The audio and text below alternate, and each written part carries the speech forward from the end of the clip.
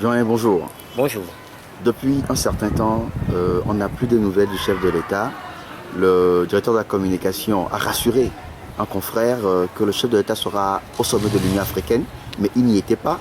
Et tout récemment, lors du dépôt de gerbes pour la fête des martyrs, c'était le ministre de l'administration territoriale qui l'a fait au nom du chef de l'État, en présence du Premier ministre. On ne voit plus le chef de l'État à la télé, personne ne sait là où il est. Que pensez-vous de cette situation? Mais qu'est-ce que vous voulez que j'en pense? Tout ce que je peux dire sur cette affaire, on dit chez nous, lorsqu'une femme est enceinte et qu'elle refuse qu'elle est enceinte, ben, il faut la laisser. 2-3 mois après, on verra si elle est enceinte ou pas. Moi, si le chef de l'État est vraiment malade, je lui souhaite prompte guérison. Mais s'il n'est pas malade, et on fait croire qu'il est malade, bon, ça, il a affaire avec son Dieu, pas avec nous du tout. Mais ce qui est constant et clair, s'il est vraiment malade, on le saura. De toutes les manières, ça ne saura se cacher. Et ça, c'est clair. J'ai souvenance que son père a déclaré qu'il n'a jamais été malade. Mais le jour où il est tombé malade, c'est la mort qui s'en est suivie. Je ne le souhaite à personne. Alors, mais il y a un problème de fond qui se pose.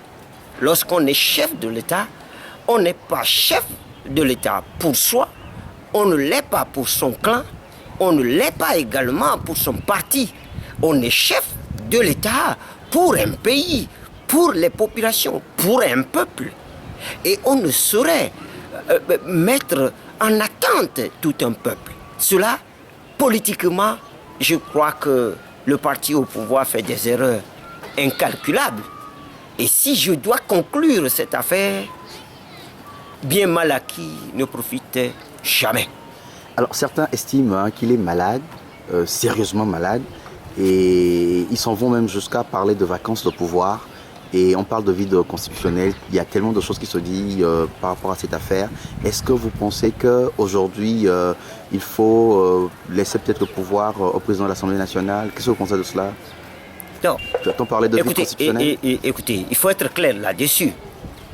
Ça fait un peu plus de 2 semaines où on ne voit pas le chef de l'État. Je crois que son directeur de cabinet, en la personne de Madame Dogbe, a clairement dit que le chef de l'État est à la maison et est en train de travailler à la maison. Et ce qui est une hérésie politique. Le chef de l'État ne peut pas rester à la maison.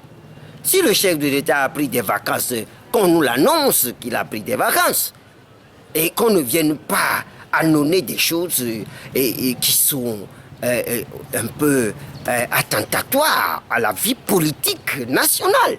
Non, ça ne fait pas bien que le directeur du cabinet du chef de l'État puisse venir dire que le chef de l'État est bien portant à la maison et qu'il travaille à la maison. Il n'est pas élu pour sa maison, il est élu pour le peuple togolais. Si vraiment il est élu, s'il a une considération pour le peuple togolais, il ne peut pas aller rester à la maison. Non, il doit travailler pour le peuple togolais. Et soyons clairs là-dessus. Oui, les tests fondamentaux ont prévu la vacance de pouvoir, claire et nette. Alors, c'est à la Cour constitutionnelle de savoir faire son travail, puisque vraiment cette Cour constitutionnelle, je n'ai rien contre ceux qui sont là-bas, mais de grâce, qu'ils fassent leur métier, leur job. C'est pourquoi la nation le paye. C'est tout. Ce n'est pas à nous de constater la vacance de pouvoir, c'est à la Cour constitutionnelle de constater la vacance de pouvoir.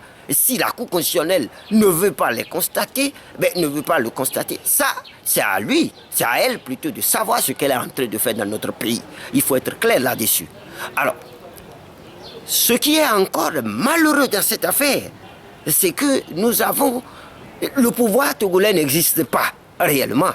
Le chef de l'État n'est pas là. le Premier ministre n'est pas là, puisqu'il n'est pas encore Premier ministre. Il faut que les Togolais le sachent.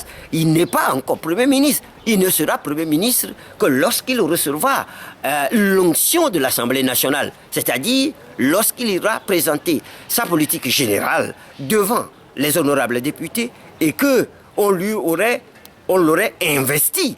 Puisque pour l'heure, il n'est pas encore Premier ministre. Normalement, il faut que les gens respectent la République. Tant qu'il n'a pas reçu l'investiture, il ne peut pas recevoir les ordres nationaux. C'est comme ça se fait. Mais nous, bon, comme nous avons pris le Togo comme notre propriété privée, nous faisons n'importe quoi. Et ça fait mal. C'est la honte nationale, parce que ce qu'ils font, ça jette du discrédit sur toute la nation. Alors, vous venez de le dire, vous-même, à une manifestation nationale et publique, le Premier ministre est là, et on dit que c'est le ministre de l'administration territoriale qui représente le chef de l'État. C'est dans quel pays vous avez vu une telle bouillabaisse, une telle embrouillamini, une telle déconvenue totale? Non, ils n'ont plus de la tenue. Il faut de la tenue. Il faut de la tenue. Je continue par le dire, bien mal acquis ne profite jamais. Alors, à supposer, doyen, ce que nous ne souhaitons pas, que le chef de l'État a trépassé, par exemple, est-ce que vous ne pensez pas qu'une nouvelle 2005 est encore possible? C'est-à-dire une nouvelle crise comme en 2005? Je suis humain comme tout le monde. Dans 10 minutes, je peux aussi décéder, n'est-ce pas? Oui. Personnellement, je suis humain. Nous n'avons pas notre vie entre nos mains. Il y a un grand maître qui dirige et qui sait à quel moment les uns et les autres doivent quitter ce monde. Mais je ne le souhaite pas. Si le chef de l'État actuel décède, alors il faut qu'on respecte un certain nombre de tests. Nous, on n'a jamais respecté les tests. On n'a jamais respecté les tests. Mais dans ce cas, le pouvoir sera toujours là. C'est M. Dramani qui sera alors le président de la République. Écoutez, les tests disent clairement que s'il y a vacance de pouvoir au sommet de l'État, les conditions dans lesquelles la Constitution, elle est claire là-dessus. Mais pourtant, l'opposition a contesté cette Constitution. Il n'y a que le président de l'Assemblée nationale qui est le dauphin constitutionnel qui représente, qui assure l'intérim pour une durée de 60 jours, ce qui était une hérésie aussi.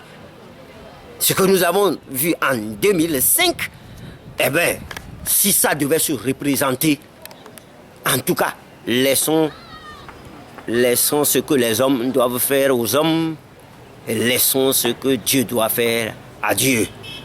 Donc, s'il arrivait par extraordinaire et par la volonté de Dieu que celui qui préside aux destinées est de façon à la Wissarde, ça je l'ajoute, il s'est arrogé d'être à la tête de l'État. Ce n'est pas le peuple togolais qui le lui a donné et qui le lui a conféré. Je suis un témoin vivant, je peux le confirmer, il n'a jamais été élu. Et surtout en 2015, l'élection présidentielle du 25 avril, M. Faure Gnassingbé n'a pas été élu. Il s'est arrogé le droit de présider aux destinées de la nation.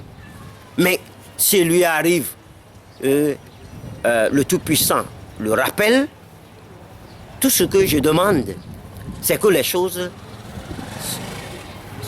aillent selon ce que la loi a dit.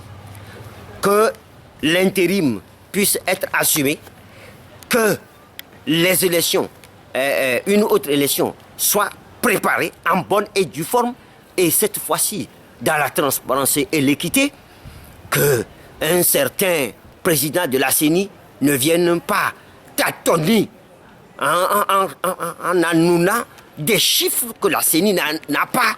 Non. En tout cas, je sais que le peuple togolais, cette fois-ci, saura faire son devoir envers la patrie. Parce que, ne l'oubliez pas, les articles 148, 149, 150 et suivant de la Constitution donnent des pouvoirs énormes à la population. Alors, on attend de voir. Et ici, je voulais envoyer un message clair aux forces armées togolaises. N'endeuillez pas la nation impunément. N'endeuillez pas la nation impunément. N'endeuillez pas la nation impunément. Je parle des forces armées, je parle du groupe qui a pris en otage les forces armées. Je parle de ce groupe-là. N'endeuillez pas, parce que tôt ou tard, la nature finira par vous punir. Tôt ou tard, la nature finira toujours par vous punir. Donc, faites en sorte que ce pays se retrouve sur ses deux pieds. Vous êtes des Togolais et moi, je vous considère comme des Togolais à part entière. Je suis Togolais. Considérez le reste des Togolais comme des Togolais à part entière. Nul n'est esclave dans son pays. Mais vous avez fait des autres Togolais des esclaves dans leur propre pays. Cessez de faire cela. Cessez de faire cela. Cessez de faire cela. Merci, doyen. C'est moi qui vous remercie.